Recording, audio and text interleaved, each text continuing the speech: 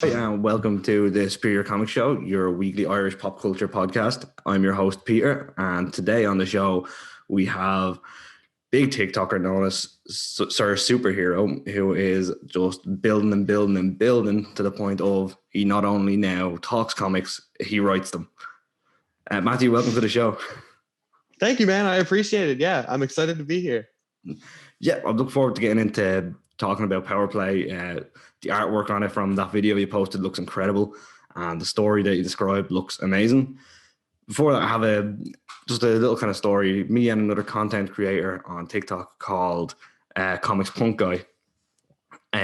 We've been chatting back and forth for a while, and both of us brought you up in a conversation where we're like, "Have you seen the guy with the Spider-Man curtain in the background that just knows all this stuff about comics?" And we were like, yeah. I was like, it keeps coming across my For You page, but I never think to hit follow because I'm just scrolling through. I watch the video I like and then I scroll by. And so, like, for about a week between the two of us, until one of us found you, you were a Spider-Man curtain guy. That was... Yeah, that became part of my brand completely unintentionally. Because, I started recording just in my college apartment bathroom because I'm a poor 20-year-old college student, and that was the only mirror that I had. And so I had my Spider-Man shower curtain. I was just like, you know what?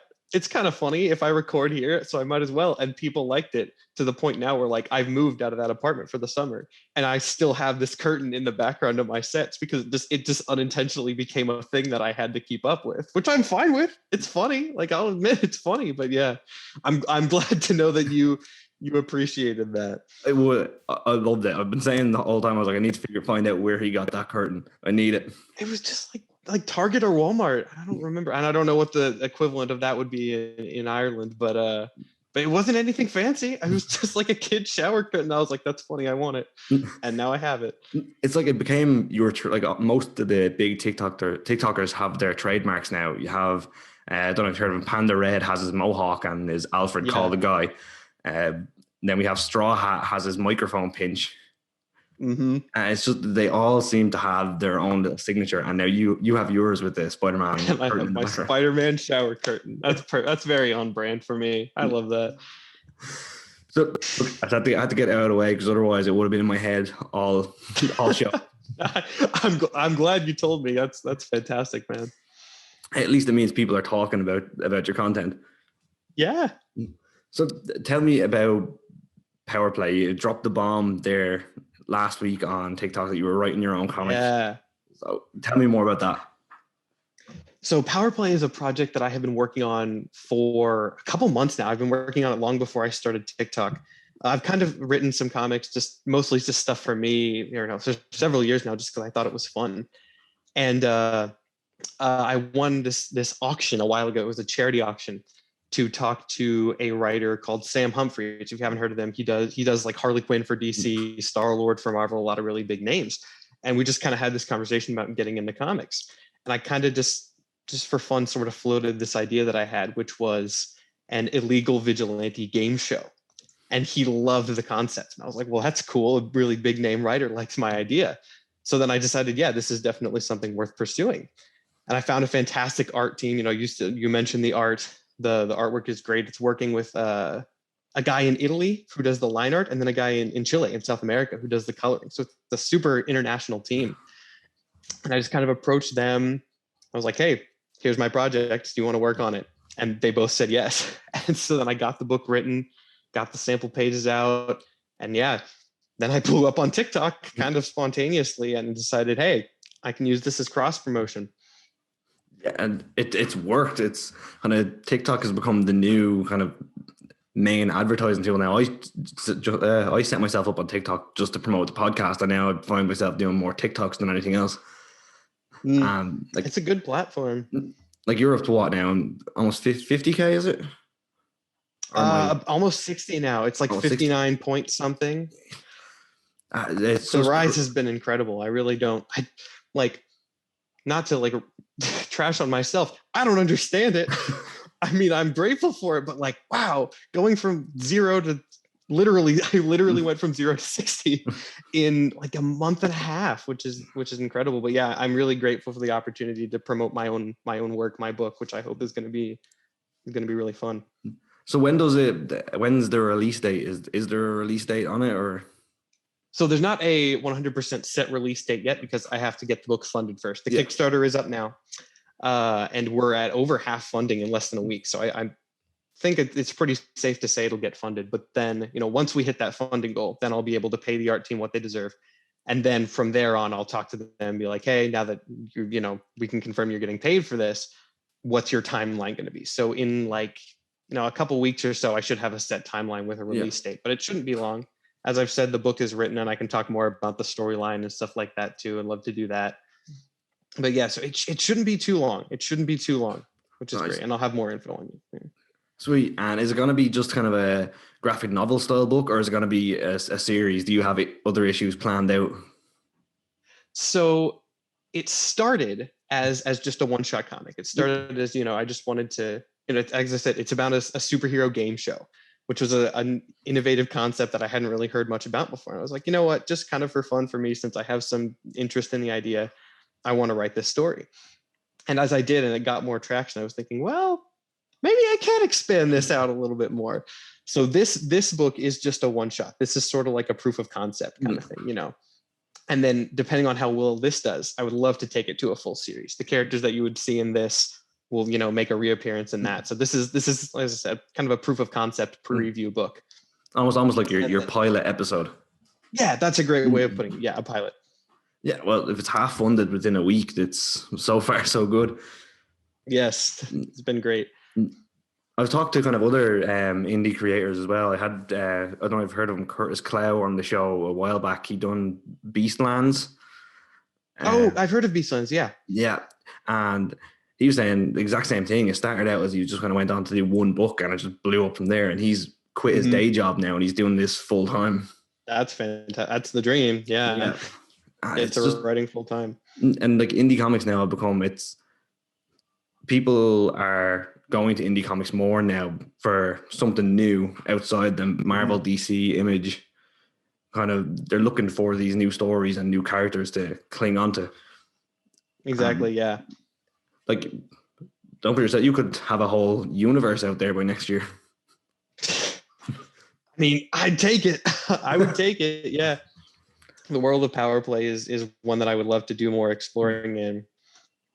Yeah, because the basic concept of the show is, I just thought I wanted to do something simple. So there's a bad guy, supervillain committing crimes. I'm just going to take two superheroes, throw them at the criminal. Whoever brings him in first gets a cash prize, and they're going to record it. It's that's a fun concept for a book.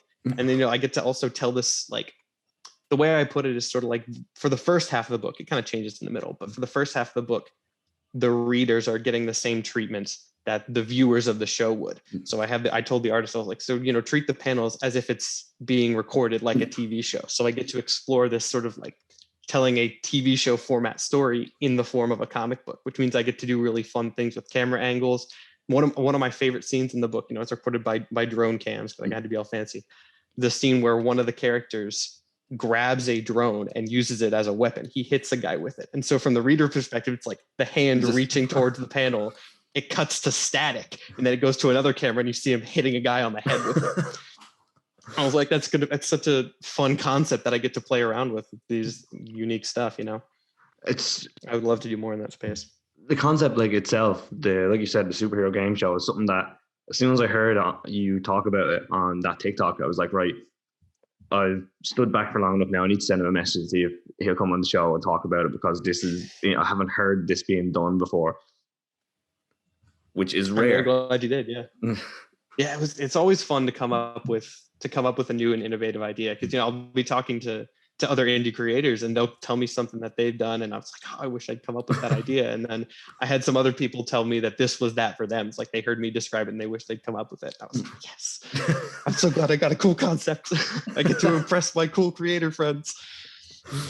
So do you have now a circle of other indie creators? I know comic professionals support themselves. Is it the same on the indie scene, or are you still kind of green on that kind of platform? I am still green. I am branching out. I'm friends with a guy named Garrett Gunn who does stuff for a company called Source Point Press. He does some wild books. What's his craziest that I could talk about? Probably It's called Warcorns, Combat Unicorns for Hire. And it's about like military unicorns, which is, I love that kind of wild stuff. So he was one of my first like indie creator friends that I've made, and I've sort of branched out into others now. It's a great community, man. Indie comic creators generally are just really cool people. You said you've interviewed some. Yeah. It's a fun group of guys and girls, a fun group of everybody. And it's crazy how many of those kind of guys that I spoke to, and I know personally from going to cons, that started out as indie creators and now are doing their own thing while also working for one of the big two.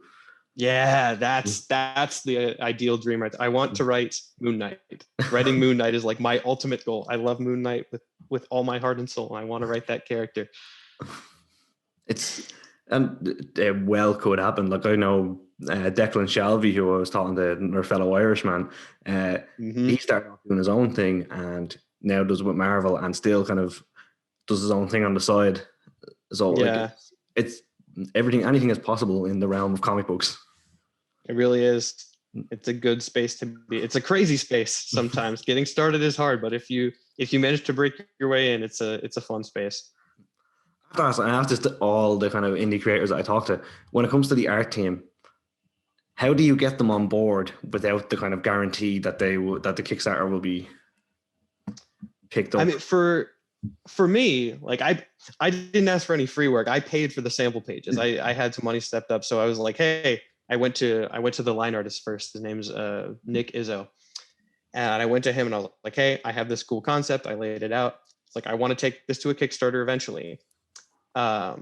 So can I pay you for like 3 pages now for an art sample, and then we'll take it to Kickstarter, and if that gets funded, then I'll kind of like hire you again, for the full book. And he was fine with that because it's work, he's getting paid. And then I sort of did the same thing with the colorist, who was a guy I'd actually worked with before, just a little bit. And it just kind of works from there. You just like, it's not expensive to get a couple sample pages done. So that's what I usually do, is just get some proof of concept work out there. And then the artists will usually be willing to come back if they like the concept. So yeah, see, I've always seen it as kind of such a big risk that you're kind of going into the Kickstarter not knowing whether it's going to be picked up or not. And I could see if it was myself, I'd be refreshing the page every 5 minutes just to see if it's gone up. I totally haven't done that at all, all the time, every day. Yeah, it's stressful, but no, there's no but. It's stressful. I mean, it's worth it, but. So, talking about TikTok, one, I want to know, how do you decide what video to do each day if there's not a question asked? So this is a question that I get a lot, and the answer is not really glamorous, because I just I pick something that sounds interesting, oftentimes right before I record, and I do it. Like I do sort of like 3 different types of videos. I'll do like a characters explained series where I'll pick like a team or group and I'll talk about one of them each day. That's where I've gotten most of my following from. And then I'll do requests. I'll do requests a lot of the time if there's something interesting or a really obscure character that I find funny. And then sometimes if there's like just something new or something cool, it'll just pop into my head one day, because I've read a lot of books. I have a lot of just base knowledge about random comic things that don't matter to anybody else. And if I think of something that's cool, like, you know what, that'd be a fun video, I'll make it. So the process really isn't fancy. I just kind of pick whatever I think people would be interested in, Well, you're beating me out anyway. Look, I'm the same. It's the last minute I decide what to record on, but then there's sometimes where I'm like, today I'm going to do a video on this, and I'll scroll and I'll see you, Comics Punks Guy, or Panda Red have just done a video on it a couple of hours ago, and I'm like, what's the point now? I mean, hey, you can make stuff on things that people have already done if you're bringing your own spin on it. Like I think I talked about Infinity Warps. I think that's finished up like a couple days ago. I think someone else has done that. But it's like, if you're bringing your own spin on it, people haven't seen it. As long as you're not just copying them completely, obviously don't do that. But like, if it's a really cool concept, people are going to want to hear about it. So I find kind of my most popular ones now are, I've just started doing a random series of reacting to comic book memes, and just, I mean, yeah, that works. They're funny. So nothing wrong with that. Like, people want to see me laugh and laugh with me. Okay. Yeah. That's what gets. Don't argue with it if it's working for you. Like, when did you start reading comics? Because with the knowledge you have and what you talk about, you must be reading every single day since a child. Yeah. So this is, I mean, it's kind of a funny story in that I don't really know.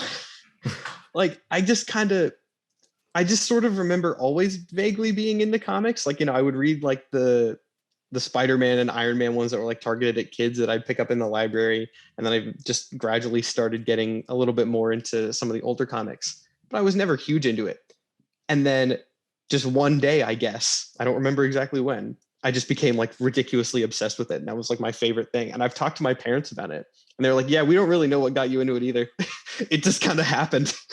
And so then from then on, that was probably like over 10 years ago. And then just from then, I've been a huge comics fan. So there wasn't really like a catalyst that got me into it. It's just kind of always been my thing.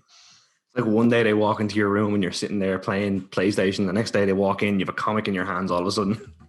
I mean, basically, from how they describe it, that's pretty much what happened. Because I remember I had another friend, who was really into comics, and my mom thought that he was the one that got me into it. And so she, just out of curiosity, she talked to his mom one day, and she was like, "Yeah, so how long has Caleb been reading comics?" And she goes, "Oh, I don't know. I thought Matthew got him into it." So we're like, "Well, it came from somewhere, but none of us really know where. It was fate, I guess." It just a comic just randomly dropped into your hands and just fell out of the sky. Who knows? Guess I just kind of stumbled into it. And just, glad I did.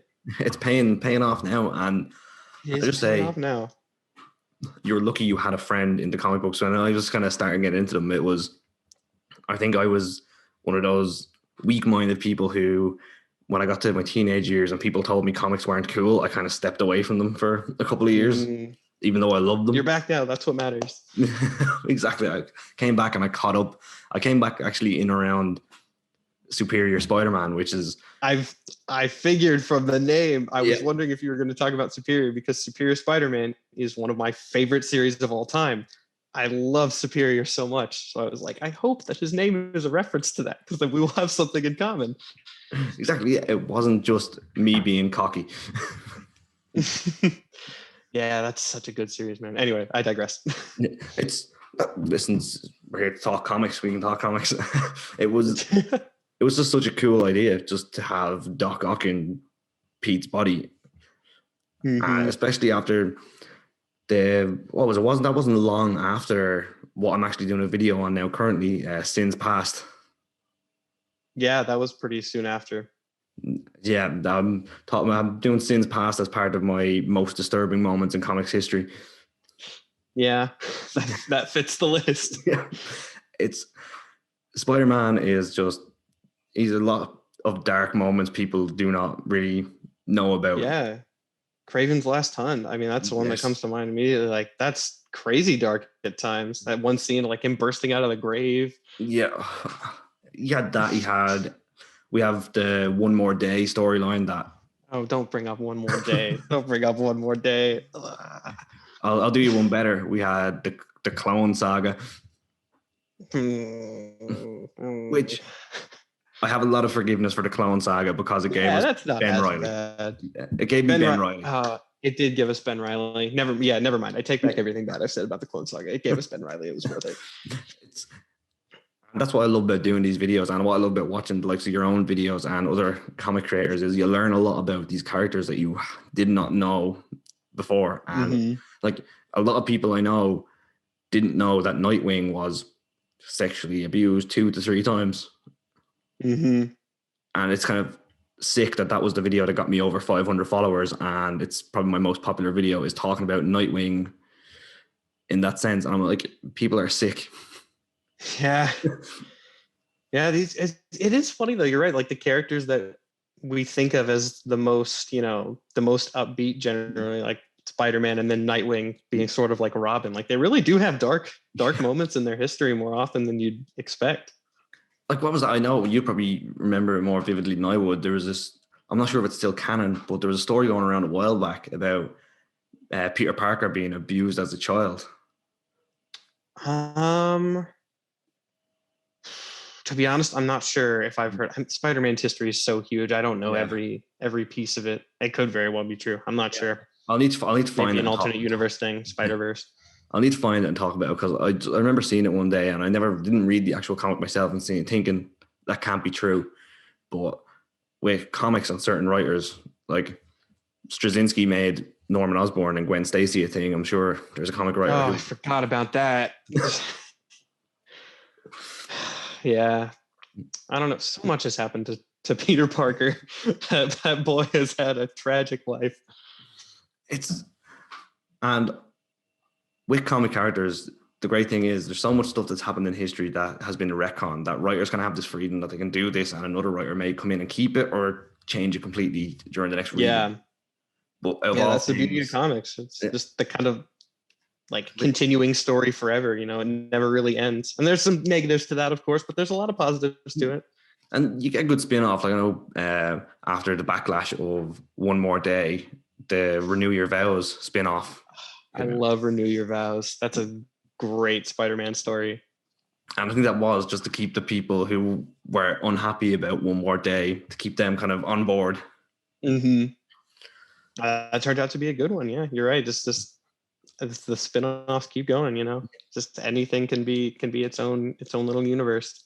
So should we expect any of these shocking moments from Power Play or any of your future books? I like the twist back around there. We'll say, here's what I'll say. It's a superhero game show. There are some ethics questions associated with that if you really think about it too much. And yeah, not everything is as it seems on the surface in Power Play. There's some twists and turns in there. I'm happy with the amount of mystery I got into one little issue. So there's a reveal that I hope pays off. Good. I love a comic with a twist. It keeps it interesting. As people, are you currently do you collect weekly or do you kind of collect trades as they come out? I do both. I am more of a trade guy. Just I started off that way because of just budget concerns, and then to keep my collection intact, I've sort of stayed that way. If there's a series that I really like or a character that I'll really like, I will collect the weeklies. Like Venom, I do weeklies for that. When the new Moon Knight series starts, I'm going to do weeklies for that. Radiant Black is an indie book that I'm doing weeklies of, but then mostly trades otherwise. What about you? Myself, it's only getting back to weekly now. I've a 2-year-old, so kind of budget comes into it. Yeah, I imagine. So I collect the likes of Silk now. Silk is good. Yeah, I had Maureen on the show a couple of weeks back, just before the issue 1 dropped, and that's awesome. She had me hyped for it. So you'd be happy to know anyone who I have on the show always continually gets my support before and after the show. So Power Play will be added to my list. Thank you very much. I appreciate it. But other than that, it's Spider-Man. I'll collect anything Spider-Man. That just goes automatically on the list. It has Spider in the name. It's going on to the pull list. You excited for Spider-Verse 2? I am, and I'm also excited for I'm hyped for the first trailer for No Way Home. Whenever we're gonna get it. Yeah. Man, there's been so much news about No Way Home with the casting. It's like I don't know what's real anymore, because there was like well, we know that Doc Ock and Electro are back. Yeah. But then there's also like Sam Raimi Spider-Man, and then the Andrew Garfield's Spider-Man rumored, and Daredevil rumored, and 12 billion other different characters rumored. It's nobody knows what to expect. And I think that's what they want. I think they want no one. I'm happy with that. And I need to find out what camp you're in here, because you're a Spider fan like myself. Okay. In the Toby, Andrew, and Tom debate. Okay. I gotta say Tom. I'm a Tom Holland fan. I think, like, I know a lot of people complain about how he's very different than the original Spider-Man, but my take on it is like, Spider-Man was a teenager in the 60s. Yeah. And I think if Spider-Man was happening in the modern day, that's what he would be like. So I think Tom is a great example of a modernized Spider-Man. I think he plays both the roles of Spider-Man and Peter Parker really well. Nothing against the other two. I like all three, but Tom is my personal take.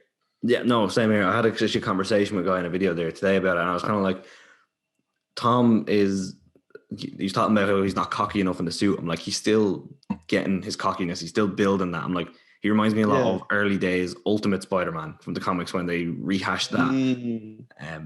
And he's growing into the role. It's like he doesn't feel as much as Spider-Man to some people because he didn't have the origin, which we had seen enough of. So many times. Everyone knows Spider-Man's origin. We didn't need to see it again. Exactly. I liked Andrew Garfield. I thought Andrew Garfield was amazing with the quips and stuff like the wittiness. I'm in the camp that I'll never bash anyone else's opinion, but I'm in the camp that I could not stand Tobey Maguire. Okay, yeah, no, I'll say I kind of agree with you. As I said, I like all of them, but Toby is my least favorite. I didn't want to come out and say that at the beginning in case that was your favorite. But yeah, like he's not bad, but his iteration is so different. Like even just his web shooters, like Yes. it's a very different character. I was turned off immediately with the bioorganic webs. That would immediately that came out in 2002, was it, or was it 2000? Yeah, and that's such a core part of Spider-Man's character, though. It's like, yeah, he has the spider powers, but he also has the knowledge that let him build his own web shooters, and that's an important part of his development as a hero. And having the organic webs kind of takes that away a little bit. It takes a little bit of the charm away. Exactly. And I've had this kind of fun debate back and forth with people where they're like, Tom didn't even make his own suit. I'm like, yeah, well, Toby didn't even make his own web shooters. Yeah, and Tom's made his own suit now. He made his homemade one, and then he made the one he used Stark's jet. But like he made his own suit. Which was very early days Spider-Man and Superior Spider-Man vibes about that black and red. Yeah, I caught the Superior vibes about the Far From Home suit. And it was such a good movie. I need to watch that again. I have it downloaded in there on Apple TV, ready to watch kind of whenever. I know it's on Netflix now after I paid for it. Yeah, I was so excited when they revealed Mysterio for that, because Mysterio has been one of my favorite villains ever since I was like a kid watching the Spider-Man cartoons. I always thought Mysterio was so cool. And then they revealed that they were going to be doing a live action one, and they nailed it. Perfect casting, perfect characterization. I love him so much. And perfect modernization of what Mysterio would be in the real world. It's all illusions. Yeah. Dude, I have like 2 theories about Mysterio, and I need to make a TikTok on these eventually. But theory number 1, I think I would not be surprised if he comes back in No Way Home as an entire simulation, because we never see his crew get arrested. The fate of his crew is completely left up to chance. So they could just run him like just as a simulation with no guy in there. That's possible. And then my other theory, this affects nothing, but I like it. You know, there's a couple Mysterios in the comics. There's the original Quentin Beck, and then there's Daniel Burkhart. So I think that the Mysterio in Far From Home is Daniel Burkhart, because of one thing. There's a very tiny line that I nitpicked out of the movie because I've seen it so many times. In the scene where Mysterio is in that bar, like toasting his crew and everything, going around like saying who did what, he's toasting the guy who came up with the story. And he says like he came up with the story of specifically an interdimensional super soldier named Quentin. I was like, he wouldn't say named Quentin if that was his real name. Yeah. So what if that's Daniel Burkhart and Quentin Beck was like part of the illusion? So it doesn't mean anything, but that's just kind of my little theory about Mysterio in the MCU. I could see that happen, because let's be honest, if you're thinking of a name, Quentin isn't going to be the first name you think of to name this supervillain. Oh yeah, and then that's the other part of my theory is, you know, there's no way that Nick Fury would not have a name on his list of an unstable ex-Stark employee who created hologram tech. He would definitely know, so we had to get a fake name. Quentin Beck, it's Daniel Burkhart. Conspiracy theory, but one that I believe wholeheartedly. It was, and that, I love the theory. That movie was bashed so much, but I really enjoyed it. There's like 2 things I really enjoyed about it. Were, one, they actually done the fishbowl. That was my one worry going into it, that they wouldn't do the fishbowl. Mm-hmm. And they done it. Like, you can make an argument for not, because it's really cheesy, but they decided, no, we're going to go with it. And they pulled it off masterfully. Yeah, and it was beautiful. It was just one of my favorite things that was in the trailer when I seen the fishbowl. Right behind me, without my Mysterio Funko. I have so much Mysterio merch. I have my figures, there you go. Again, with a 2-year-old, are scattered around the place. I imagine. I can literally pull my legends out of like... they were mine until I had a 2-year-old, and now they're hers. And so I kind of just get her started on Marvel early. Exactly. And the weird thing is, everyone says I'm the reason, but my favorite is Spider-Man, and all of a sudden, for no reason, her favorite is Captain America. I don't know where it came from, but her favorite is Captain America. I mean, good pick. Good pick. There are many, many worse picks. Very true. My other thing about Far From Home, actually, while we're on it, is I think there was a moment in Far From Home that made Tom Holland the most Spider-Man out of the lot, which was when he shut down all tech and went blind and just completely relied on his spider sense. That scene was beautiful because that was like, correct me if I'm wrong, but that was the first like really good shot of spider sense that we had seen in the MCU. Because like we knew it existed from like the was just couple quick lines, but then yeah, but then they really showed it off and they gave it a good showcase scene and it worked. The whole choreography for that scene was fantastic. And I don't think any other actor other than Tom could do that with his background. Yeah. And so we talked a lot about Marvel now, and I know if I have any DC fans listening, they're going to be annoyed. So I'm going to ask your opinion on the Snyder Cut. Oh, you said you didn't want to annoy your DC fans. That's not the question to ask. Okay, so I've seen the first hour and that's it. I'm not a huge DC guy. I have nothing against it at all. But like, since I grew up on Marvel, generally, if I have money and time, it's going to go into either Marvel or indie. I'm starting to branch out into DC. I'm trying to broaden my horizons there, but I just haven't yet. I hated the first Justice League, or the original Justice League, I guess. I did not like that movie. And I saw a ton of mixed reviews of the Snyder Cut. I had some friends that loved it, some friends that hated it, and I just hadn't seen it yet. And so I ended up watching it with a couple friends, and this is the part that might annoy some people. The other two people I was watching with got bored after like an hour, and so we stopped, and I haven't gone back and finished it yet. I will eventually, but I don't have HBO Max, so I have to wait for them to be willing or give me their account access. It's very long. I watched it all and I came out with a YouTube video basically saying, look, before this, I was talking about people crying to release the Snyder Cut, and I was saying, release the Snyder Cut isn't going to make a difference on this polished turd of a movie. And then it came out and it was better than the Whedon cut, because anything's better than stuff Joss Whedon's touched. And it was, and I came out and I said, listen, I was wrong. It was a lot better. It was by no means a great movie. It was a 7 out of 10, maybe. 4 hours is still way too long. Yeah. And isn't like, I saw someone did the calculations. A full 10% of that movie is in slow motion. Yeah. Yeah. It's, I guess I'll go back and, isn't Cyborg like much more of a character in the Snyder Cut than he's basically the main character, which was positive. That's good, because he does nothing in the first one. He does nothing in the first. He was so underused. So I'm excited to see that when I eventually go back and watch it, because that was like, he's probably the least used character in the whole DCU, because everyone else has solo movies except for him. So it'll be nice to see that character finally getting some love. Yeah, I would suggest taking an intermission halfway through. The 4 hours in one go is a bit of a job. Yeah, I'll probably do it split over 2 nights. I will say though, since kind of you're looking to branch into DC, I'll give my personal opinion here that wasn't asked for, because I'm Irish. Please do. I'd love to hear it. One of the most underrated comics in DC, currently ongoing and has been for years, is the Green Arrow comics.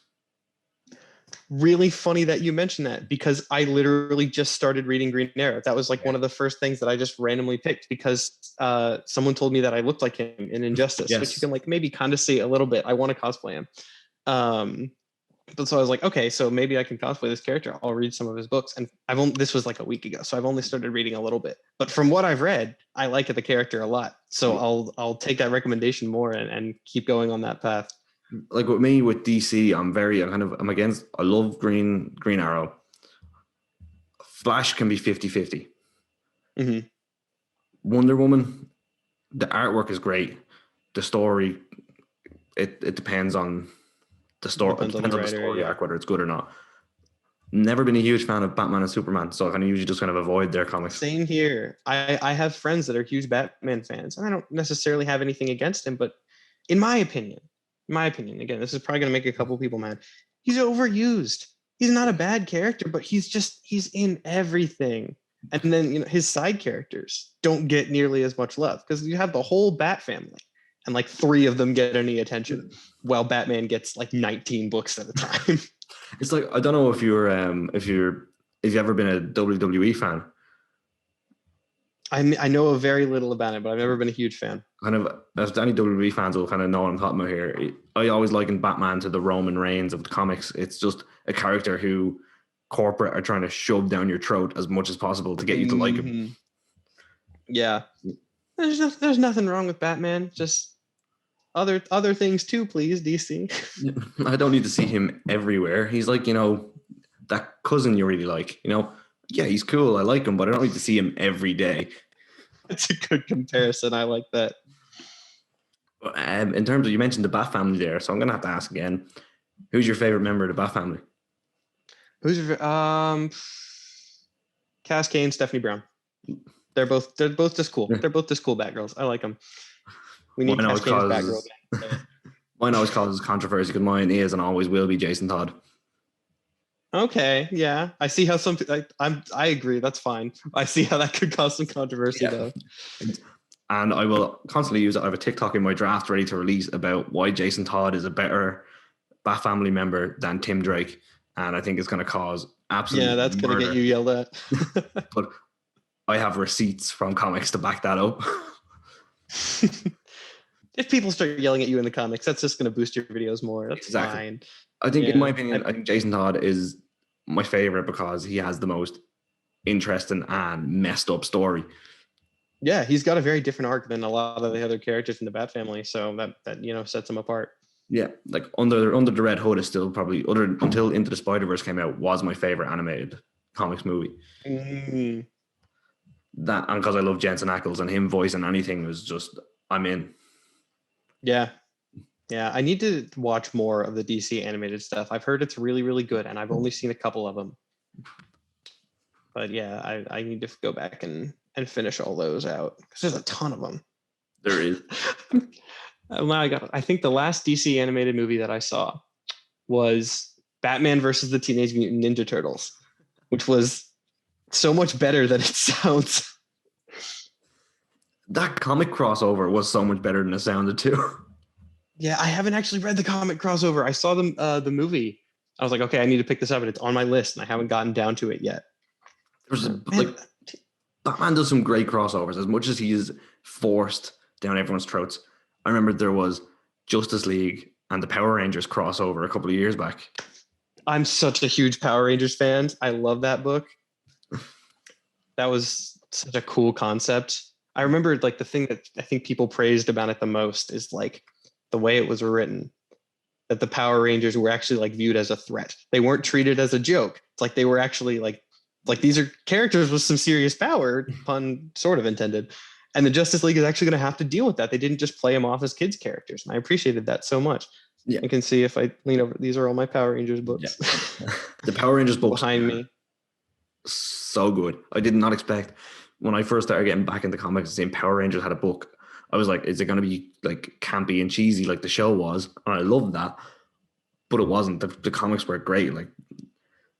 The whole Dakin arc. Mm-hmm. Wow. Those books are so good. The thing with the Power Rangers books is they don't need to be written as well as they are. If they were just that cheesy, campy stuff, like you said, people would buy them. But no, they went the extra mile. They actually put in a real character development and serious theme. And it's still kid friendly, of course, but they took it so far beyond what they needed to and made just a really good series. What's it at? Volume 15 now? Yeah. Power Rangers it's turning. I thought Power Rangers had died personally until I got back into comics. I thought Power Rangers as a whole had died. And then I seen the comics. And I was like, okay, Power Rangers is kind of just like Pokemon. It's that thing from the 90s that is just seeming to hold on forever. Oh, this is a kind of cool thing that you'll probably appreciate. Hasbro is changing all their agreements with Power Ranger stuff in the next coming years. We don't really know exactly what that means, but they have announced a couple of different projects in that space. And one of them that they have confirmed, there is going to be some form of Power Rangers TV show targeted at older audiences. Okay. So we're going to get to see more branching out in that universe, which I'm very excited about. It could be bad. It could be stupid, but I have hope for it. Because if they do an older audience Power Rangers right, it is going to be phenomenal. Yes. Have you ever seen I think there was a fan-made Power Rangers movie on YouTube and Jason David Frank was in it. Yeah, I don't remember what it's called. But I know which one you're talking about. Yeah. I'll have to look that up later. I do know which one you're talking about, though. There's so many Power Rangers fan films, a lot of them with surprisingly good production quality. It's because they don't have corporate coming down telling them what they can and can't do. Yeah, very true. And then Power Rangers has this is not a knock against Power Rangers, but like you don't have to have the highest budget to get equal production quality to that, which is, completely fine. That's what the genre that they're going for. But yeah, I would like to do a fan film in a Power Rangers thing one day, or write comics for them. That would be a fun project to do. Well, here's a fun story that might make us more friends. On my 21st birthday, I had a fancy dress team, and I went as the original Mighty Morphin White Ranger. Oh, I love that. That's great.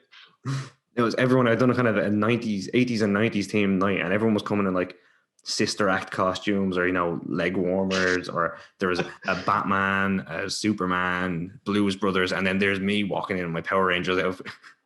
That's fantastic. Yeah, you're right. That did make us more friends. I love that. So I gotta get a Power Ranger suit. I gotta get the Mighty Morphin blue or something. I was about to ask who your favorite was, so I'm guessing it was the blue. Yeah. Okay. My favorite my favorite of Mighty Morphin is blue. I think my favorite Ranger of all time is a new one, Dino Charge Gold. I love Dino Charge. Have you seen Dino Charge? I haven't seen any. So the thing with, Dino Charge was like, I don't remember exactly when. It was a couple seasons ago. And obviously another dinosaur themed one, and the Gold Ranger was a knight, like an actual knight from like medieval times, who had been preserved by the power of his morpher, basically, and gets shot out into modern day. And you can just tell the actor's having so much fun playing this like knight Power Ranger. He's hilarious, and the character's so much fun, so well written. I think Gold Rangers are my favorite color in general. I just like the Gold Rangers. But yeah, Dino Charge Gold is such a funny Ranger. I need to have a look into some of the newer stuff. I haven't watched since. It might be a good few years back. I think it might have been Wild Force. Yeah, that's a while back. If you want to start with the new ones, Dino Charge would be my pick. That's might be my favorite season. The villains actually are really well written too towards the end. Like with Power Rangers, with me, it was like Mighty Morphin. I was kind of at the age where when that came out, I was obsessed with everything. I had toys, pajamas, bedclothes, everything. And an unpopular opinion I always have among other Power Rangers fans is I preferred Tommy when he was the White Ranger to when he was the Green Ranger.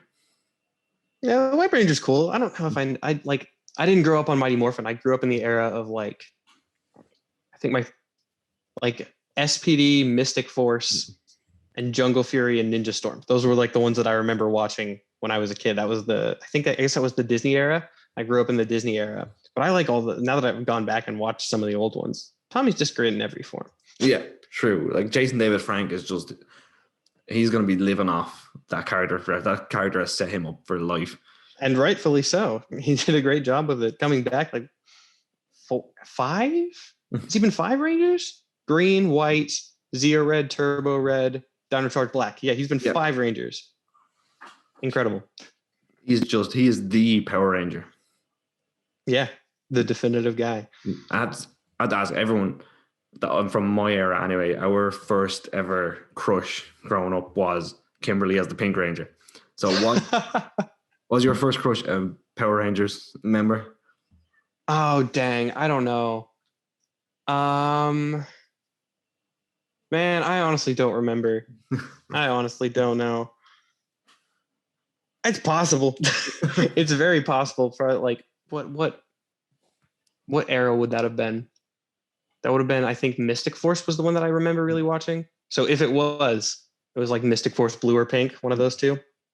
It's just like with me, I don't know why that of all things has stuck with me. If someone's like, "Who was your first crush?" Oh, Kimberly from the Power Rangers. That's a good pick. Nothing wrong with that. And she's doing well for herself now. Amy Jo Johnson, she's a director and everything. She's gone on to do more acting. And they've all seemed to have taken off away from Power Rangers, other than Jason David Frank, who just can't stay away. Yeah, he always seems to be having so much fun in any role that he plays in that space. And this is one thing I did not expect to get into talking about Power Rangers in it drifted there, but I'm happy with it. Yeah, I'm not mad at it. So let's take it back to the Marvel for a second. Bring it back in. And I need to ask, because I grew up on the 90s X-Men and Spider-Man animated shows. and then there was the ones that came after that. I think a criminally underrated Spider-Man show was the Ultimate Spider-Man show. I think it gets shit on way too much. It's good. Yeah, I like it. I remember I watched a lot of it when it was coming out. I have a friend who just recently rewatched it, one of my best friends. And he was like, yeah, you need to go back and rewatch this again. And so I'm going to be doing that at some point. At some point soon. I have fond memories of that show, though. It was a good balance between like campy and not, Yeah. It's a lot cheesier when you're older and you're rewatching it, but I'm sure I did watch it when I was like 12. I don't know. And it's still amazing to me that Drake Bell from Drake and Josh voiced Spider-Man in that show. I actually didn't know that. I actually didn't know who that was. I didn't know the voice actors when I was originally watching. Thank you for that knowledge. I will be keeping that in mind whenever I rewatch. It blew my mind when I first found it out. I was like, I had no idea. That's so funny. It's he does a great job, surprisingly enough. He did, yeah. That's so funny. I never would have guessed. And now, like, we're Into the Spider-Verse doing so well to the point where it's a Marvel animated movie that's getting a sequel. Mm-hmm. It's been years since Marvel has been able to actually keep up with DC on the animated front. Yeah, animation is one area where DC is always, or for a while at least, kind of been doing better. Do you have any kind of insight or any kind of opinion on what it was that stopped the Marvel animated shows kind of succeeding? I don't really know. I mean, I guess like trying to think back at Marvel's history of animated shows. The ones I can think of off the top of my head, a lot of them were more kid targeted. I mean, X-Men animated series definitely bridges age ranges. Whereas DC, I think, spread out more. And then Into the Spider-Verse is a great example of something that definitely has all ages appeal. I don't think I know a single person of any age that doesn't like that movie. So maybe it was that. Maybe it was just not hitting all the age ranges that they could have. I'm not really sure because there aren't even really that many Marvel animated shows that are like noteworthy. I remember there's a bunch of Spider-Mans, obviously, a ton of those. Iron Man Armored Adventures, yes. I vaguely remember. And then the Disney XD ones with that ran around Ultimate Spider-Man. Oh, Avengers Earth's Mightiest Heroes. That is one that I've heard a lot of praise for. That's a good one. Yeah, but they never really did animated movies as often until ITSV. So yeah, it's an interesting question. I'm not really sure. Didn't they have one now? I hope I'm not making this up and this didn't just come to me in some fever dream. They had a Planet Hulk animated movie. Oh, that sounds really familiar. Okay, hold on. I'm going to Google that really quick because that sounds really familiar. I'm hoping that wasn't a hallucination. No, you're right. Planet Hulk 2010 film. I have not seen this. No. Yeah, dang, you're right. I vaguely remember this happening. Judging by the fact that I just thought it was a fever dream, I can't tell you whether it's exactly great, but I remember enjoying this hallucination. I'm going to have to go back and watch that. Yeah. Planet Hulk movie in 2010. Wow. Never would have, because that was long before the heyday of the MCU too. It's kind of funny. I think they would have done that later or remade that. And see as well, I'd always wanted either a movie or a show on World War Hulk. It was one of my favorite kind of graphic novels. Like I got it all as a trade and it was one of my favorites growing up. That's a good one. And just seeing the true power of Hulk and what he can do and how the Illuminati are dicks. Excuse the the Illuminati suck. I mean, I guess it's still possible in the MCU because we still have Banner. We know he's appearing in the She-Hulk show. So I think the thing that I really want to see from Hulk, I saw a suggestion from somebody. They need to go back. You know how they did like Black Widow is kind of like they're going back in time. They should do a Hulk movie set during the 5-year gap, which is about him, gaining like the intelligence and kind of blending the two personalities with Leader as the villain. Like that would be really cool. It would make sense, like he teams up with him to get kind of the intelligence part of Hulk. And we get to see what he was doing. I hope they make that at some point. I would watch that in a heartbeat. It's too much of an unanswered question to go unanswered forever of like. Yeah. They just kind of like, yeah, he had 5 years. Just go with it. And in terms of the movies as well, in terms of the 5 year gaps, how did you like? We got WandaVision, which this is what it took me a minutes to get used to the show, was because Spider-Man Far From Home is set 6 months after Endgame, but then WandaVision is set like almost immediately after. Yeah, WandaVision's like a week after or something like that. It's real soon. And then Falcon and Winter Soldier is that's actually something that there is a time skip in Falcon and Winter Soldier that we don't actually know the length of, because there's that whole training montage in like the second to last episode. It's like we don't know how long that went on. So, but yeah, you're right. They've been jumping around at different timelines a little bit, and that's that's kind of funny. They've been jumping around to different timelines, and then Black Widow's set in the past. Loki's going to be set in different timelines, and Eternals is just everywhere. Yeah, we're not going to get a solid timeline for a while. It just seems like Phase 4 is going to be kind of confusing us for maybe the first half, and then maybe kind of reining it in for the second. They're doing new projects, which I love to see. Did you see the Eternals trailer? I haven't watched it. Yeah, I was. Yeah, it just dropped like this morning. Yeah, I was out all day. I was actually at an appointment, and I seen the notification with my phone. I was like, I usually do an instant reaction on YouTube to these trailers, but I can't right now. So I'll watch it kind of later. I'll watch it before bed. But it's real different. It's a very, I mean, it looks good. Don't get me wrong. I'm not saying it's bad in any way, but like it's a very distinct style, which is, what that director is bringing. Chloe Zhao, I think is her name. Yeah. She's bringing a really different vision to the MCU, which I'm really excited to see. But the cast is amazing. It is. Yeah. It's a huge cast too. Like I was going to rep the fellow Irishman on the cast, Barry Keoghan. He just kind of shot to stardom overnight. We remember him. The first time we seen him over here was in an Irish kind of gangland thriller TV show called Love Hate.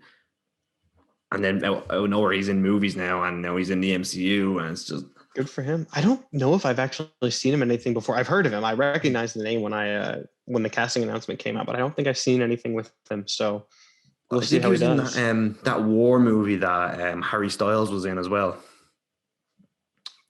Yeah, I'm not sure. Maybe I don't watch war movies, so. But no, he's a great actor. Just from seeing him in Love Hate as a kid, I just could have never imagined him now being a big player in the MCU. I bet, yeah, huge shift. Good for him. Yeah, we're talking about Phase 4 now. So, what is your most hyped? What movie are you most hyped for in Phase 4? Oh, it's not a movie, but Moon Knight. I'm so excited for the Moon Knight show. We don't know anything about it yet, except for like 2 clips of behind the scenes, like Oscar Isaac doing fight scenes, and that's all we know. But man, I'm so excited for Moon Knight. I want to see my boy on the big screen. For movies, though, to answer your technical question, Doctor Strange 2, I think, is my peak, because it's wrapped filming. They're done filming Doctor Strange 2, and we have seen nothing, not a single set leak off that movie. It's like they are keeping it secret, and that is fantastic. I don't want I know some of my friends they like try to avoid trailers for movies, so they go in completely blind. I've never been one to do that, but for Doctor Strange 2, I might try to go into that movie completely blind, just so that every single thing is a surprise. You're gonna have to stay off TikTok once the trailers drop. I am, yeah. I'm gonna have to. Once the Doctor Strange 2 trailer drops, I'm gonna just delete my whole TikTok account just for that. I think they're keeping it quiet, because I think between Doctor Strange and then Ant-Man Quantumania, I think they're the two that are most likely to bring the Fantastic Four and the X-Men into the universe. Yeah, I'm curious how they're gonna do that, man. It's gonna be interesting. And they have to deal with the Inhumans, maybe, for Miss Marvel. Yeah. Are they going to that abomination of a show? That's what I was about to ask. After that crap fest of a show, are they going to actually make her an Inhuman, or are they going to kind of give her a different name? Because Inhumans, if you remember, was originally supposed to be a movie before a fight between Feige and the Marvel show. I keep forgetting the Marvel showrunner's name. Yeah, I know who you're talking about, but I can't remember his name either. They had an argument, and he won basically and got to do the Inhuman show, and I think he's been sacked since the Inhuman show. Good. That show was horrible. Yeah, it should have been a movie. It should have been a movie. But yeah, I don't know. I feel like I heard a rumor that she was going to be an Inhuman, but that was like a year ago before we'd gotten any set stuff. So I was like, I don't know how reputable it is. I think it'd be cool, but also I'll admit that like shoehorning the Inhumans into a show when we've never seen any context of them before, especially like a Miss Marvel show, because she's an Inhuman, but she doesn't do a ton with them. It's like it probably would be better from a storytelling perspective if she wasn't an Inhuman, but I don't know. We'll see how they handle it. That's coming pretty soon. So I think what I'd love to see, and I only talked about it there a couple of videos back on TikTok, is they're bringing in Miss Marvel. Riri Williams is coming in. Oh, is she in Miss Marvel? No, she's coming in. Oh, just a separate thing. Yeah, the Ironheart show. Okay. She's coming in, and then I'm pretty sure they have future plans for Nova to come in, and it'll probably be Richard Rider starting off, and then we'll probably get a glimpse of Sam Alexander. And I'm kind of hoping No Way Home, either during the movie or in the post credits, kind of gives us a glimpse of Miles. And I think I've seen 5 years we could have a Champions movie. I've seen a theory, and it's kind of just sort of someone guessing, but the pattern that Marvel has done so far is the fourth film introduces a legacy character, because we got Captain America 1, 2, 3, and now we're getting Captain America 4 with Sam Wilson. Then we had Thor 1, 2, 3, and we're getting Thor 4 with Jane Foster. And so it would make sense we get Spider-Man 1, 2, 3, and then Spider-Man 4 is going to show Miles, so he would come in the end scene like you said, and then we get that. So it's entirely possible. Because I'd love to see a Champions movie. That comic, I think, is great. A criminally underrated comic as well. I think it was agreed. I think Civil War 2 derailed it a bit. Yeah, because they had that whole thing with Miles and that. Yeah, I think that really derailed it. I think it's starting to pick up now again. But in terms of the legacy cards you mentioned there, you're right. In the fourth movie, they seem to be introducing the next. Yeah. Do you ever see them doing the ultimate storyline of Death of Peter Parker? Ooh, okay. See, they're not going to kill off Tom Holland Peter Parker because he's a kid. I don't think they're going to kill him off now. But like in an alternate universe, are we going to see like Miles actually from an alternate universe coming in where Peter Parker is dead? Yeah, I think that's possible. We know the multiverse is happening with Doctor Strange, so that could easily set that up. But I don't think they're going to kill Tom. I don't think they'll pass on the mantle there. He's too popular. Yeah, I agree, and I don't want to see it because he already made me cry in Infinity War. Then he made me cry at the end of Endgame with Tony. And the death of Spider-Man is still to this day the one comic that has actually made me physically cry. Mm-hmm. So I don't need him. Yeah, that's an emotional one.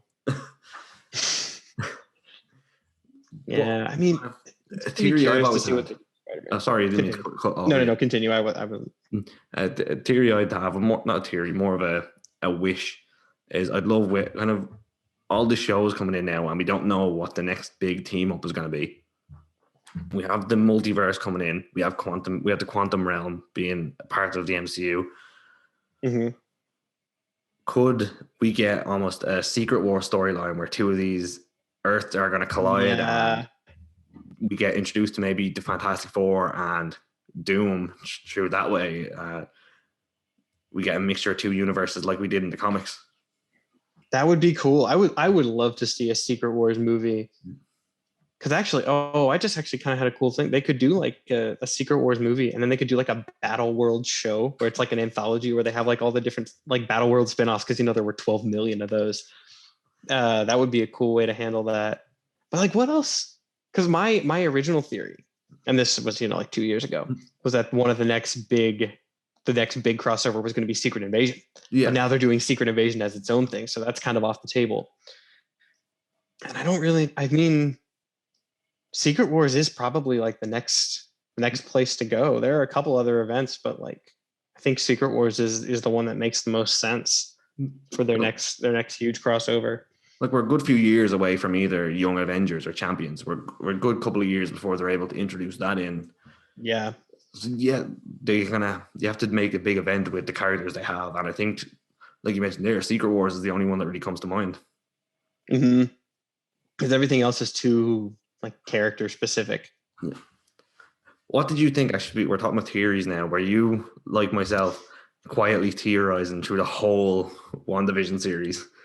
No, how dare you accuse me of theorizing through the whole of WandaVision when I was watching it at 2 a.m. every night when it dropped with a bunch of my friends. No, yeah, I was completely on the WandaVision theory train. Mephisto. Yeah, everything is Mephisto. I'm trying to think if I had any unique ones to me, or if I was just thinking like Mephisto with everybody else. No, I can't think of anything. I didn't have anything really unique for that show. I did believe it was going to be Mephisto for quite a while. I think the most kind of unique theory I had wasn't really unique. It was other people had it too, but it was that Hayward was it Hayward that was the sword guy, or am I thinking? Yeah, the government guy. Yeah, that he was Ultron. Oh, I saw like one or two about that, which it was believable because he was obviously very sketchy. Or that he was working for Ultron and White Vision was going to be Ultron. Yeah, I saw that theory a little bit ago. That was a very interesting one. That was a rarer theory, but one that I did like. One I thought would have been cool. What do you think is going to happen? When they showed White Vision. Anyway, continue. Oh, White Vision was epic. It was so comic. Like Phase 4 is the phase of accurate comic costumes. The costumes have been just every single costume they've revealed for Phase 4. I don't think I've disliked a single one of them. Because even like the Sam Wilson Captain America suit, it's that suit when you see it in live action, like it could easily be too cheesy. Like it's so bright white. They could have easily made that ridiculous, and they did not. It looks fantastic. They translated it from the book to the show so well. Whoever they have for costuming right now deserves several raises. Yeah, I think Wanda's is still my favorite.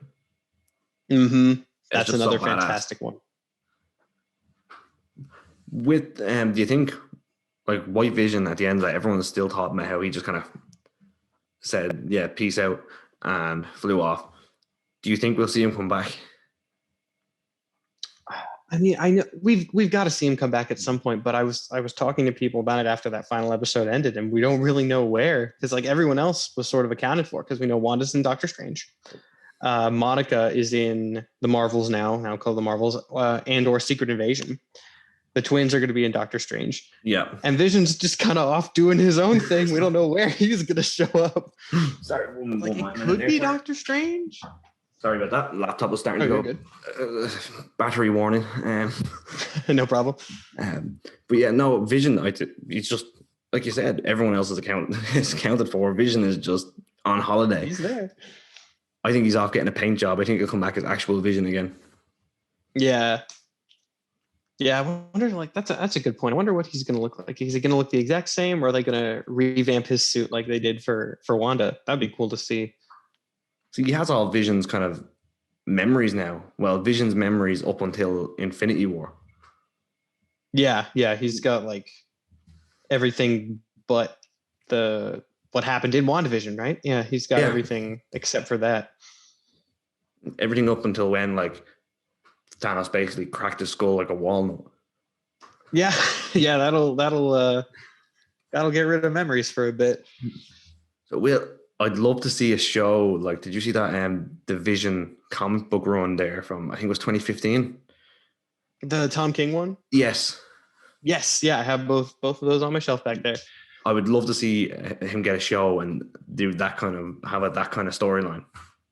That would be really cool. Yeah. And it would make sense, from a storytelling perspective, because it's like he's kind of trying to replicate what Wanda had in Westview in his own way. And then that's how we get Viv for the Champions. Yep. It all works out. It's all coming up. Now we just need Amadeus Cho. Yeah. I don't know where they could put him in. Because like for the Young Avengers, we have all of them except Hulkling. And like they have all the Captain Marvel, like they can put him in easy. They have the Kree and the Skrulls. It's just a matter of doing it. But Amadeus Cho is, and I guess Cyclops, young Cyclops, if they want to go for the original champion roster. We can forget him. We can forget Cyclops as a whole. I made one video on TikTok slandering Cyclops, and all three of Cyclops' fans got mad at me. It's crazy. I think one of my first tweets on Twitter was slander and Cyclops, and that's how I got like my 1,200 followers on Twitter, and it stopped there. As soon as I stopped slander and Cyclops, my followers just weren't interested anymore. Yeah, we can just remove him from the champions, but yeah, everyone else is pretty much confirmed except for Amadeus and Teddy. Yeah, the big green guys. Yeah, pretty much. I'm sure they'll find a way to introduce them. Yeah, I mean, you can kind of put Amadeus in anywhere. He's not a really hard character to introduce because you don't have to have like a ton of setup. Just a smart guy. He's not like an alien or anything that you have to establish lore for. I could put him in Ironheart, actually. I could see him showing up in Ironheart. She-Hulk. Yeah, possibly She-Hulk if they want to do him as Brawn. There's a lot of options for it. Yeah. There's so many characters and this is what I love about being a comic fan, that the people who are just movie fans, which I always say, just make sure people don't think I'm gatekeeping. That is perfectly okay if you're just a fan of the movies or just a fan of the shows.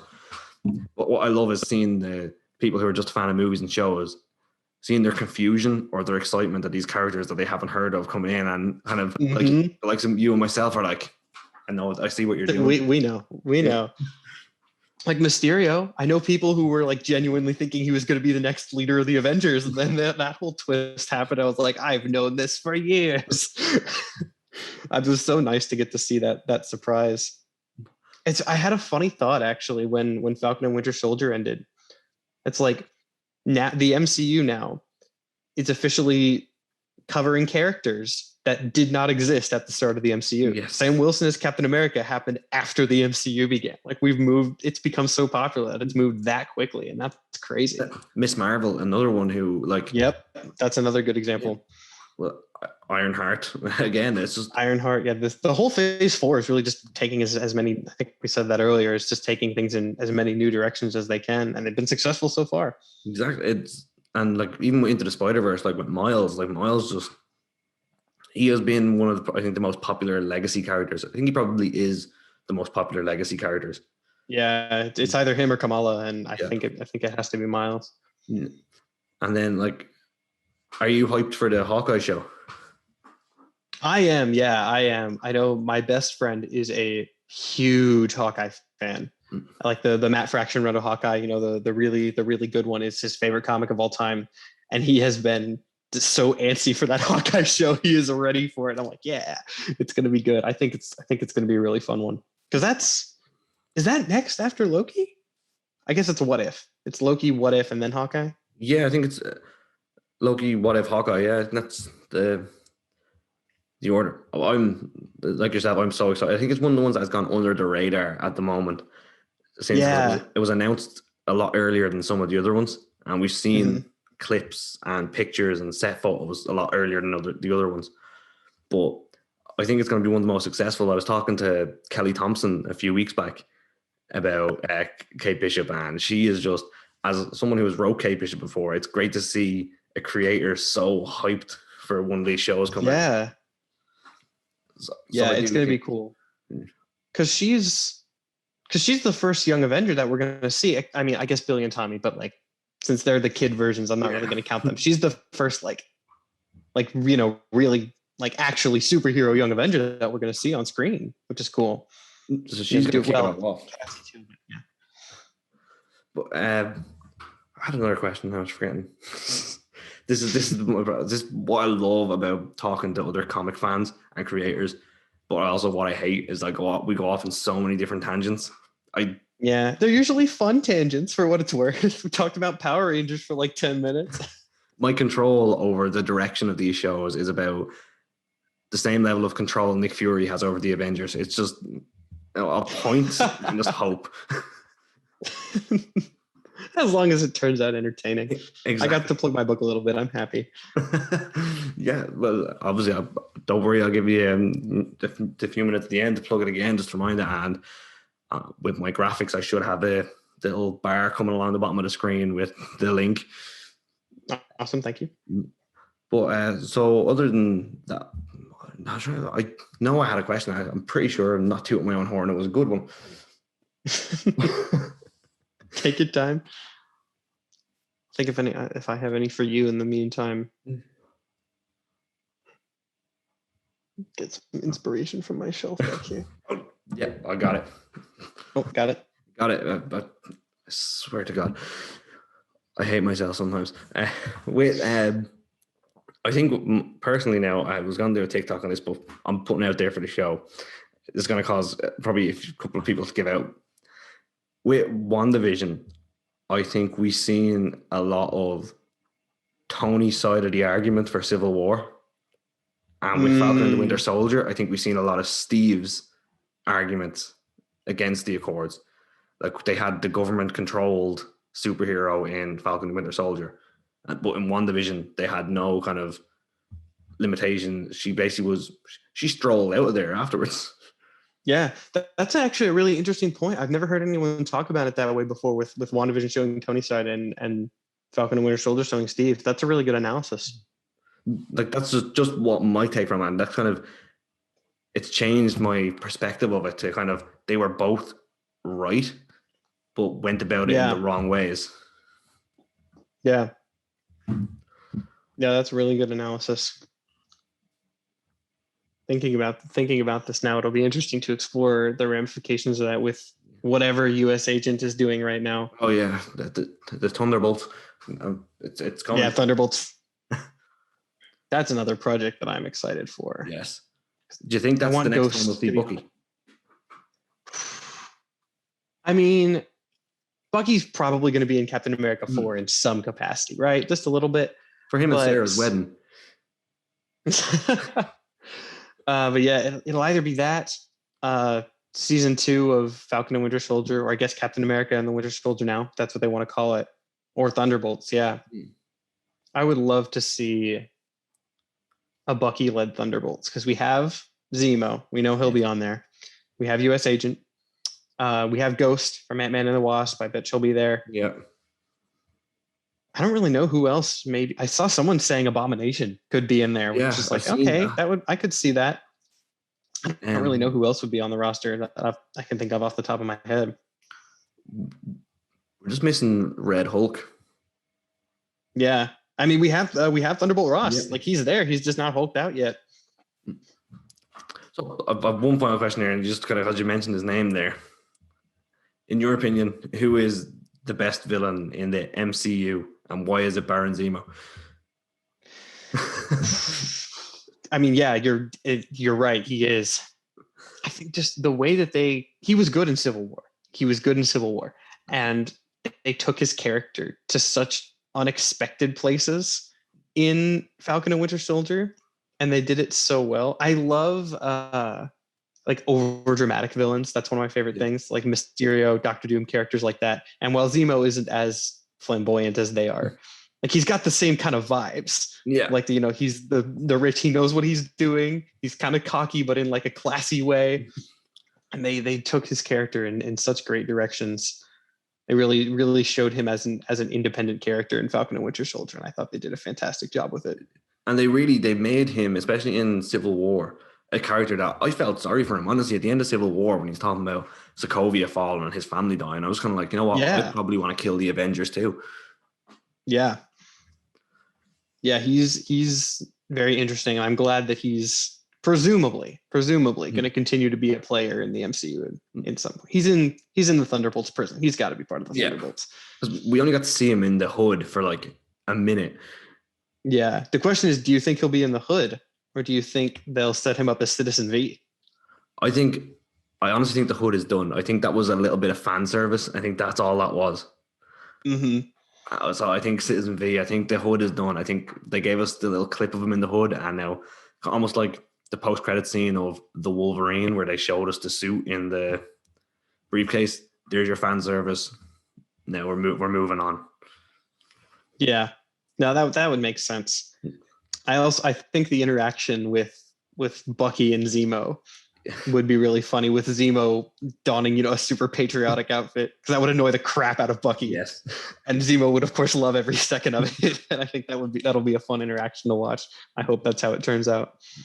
It was like honestly, from Falcon and the Winter Soldier, now Captain America and the Winter Soldier, I'm very excited to see, are they gonna touch on any of what happened in Black Panther 2. Mm-hmm. Yeah, they could talk about that. Will we see Because the Bucky Wakandans visit were, Wakanda? I'm pretty sure they're all friends now. yeah, Because I want to see the White Wolf. I want to see Bucky as the White Wolf. that would be super cool. Yeah, get him that actual suit. Mm. Yeah, I'd love to see that too.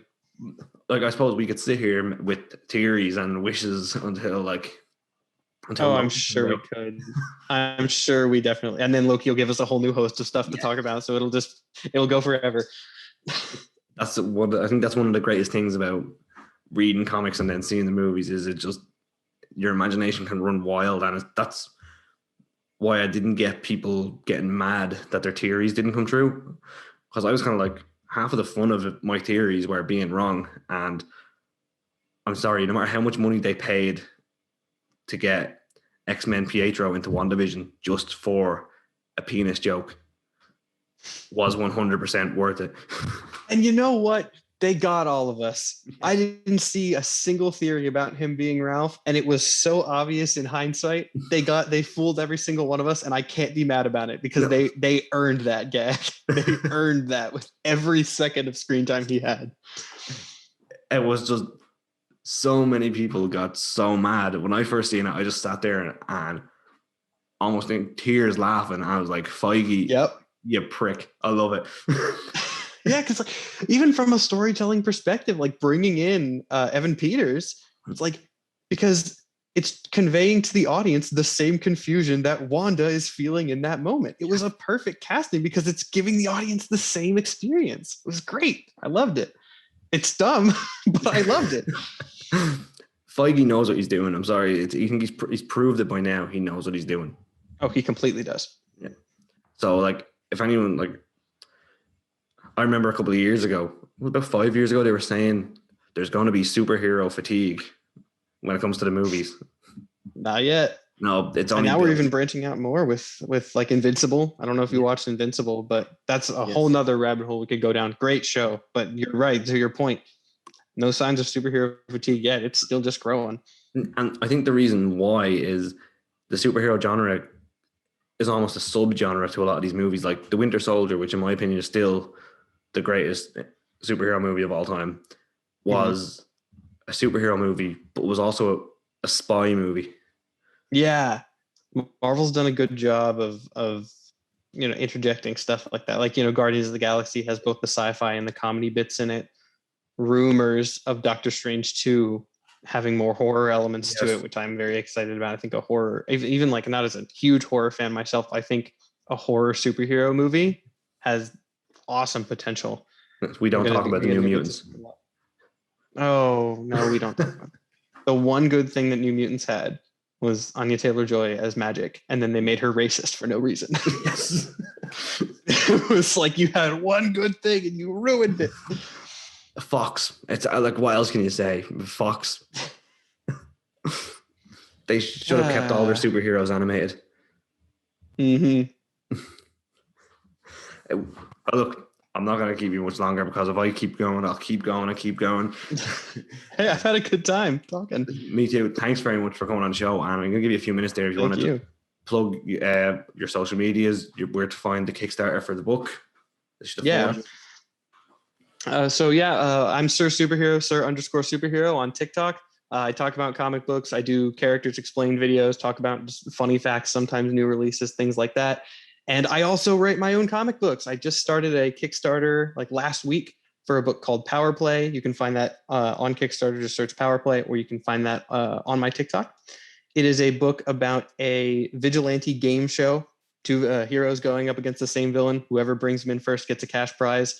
There's a lot of twists and turns and mystery in one short little book. If you like kind of a little bit 60s inspired, kind of irreverent superhero books, I think you'll love it. It's a great time. Yeah, well, listen, everyone make sure to go hit that Kickstarter. It's half funded. Let's get it the rest of the way there. I'm sure we've big kind of the comic book community in Ireland is growing. So any of the Irish listeners, make sure to go onto Sir_Superheroes TikTok or click the link in the YouTube bio there to go and let's get this fully funded so we can start making our own fan theories about power play. Love to hear it. Thank you very much, man. I had a great time. I appreciate being on the show. No, listen, thanks very much for coming on. You've been absolutely amazing.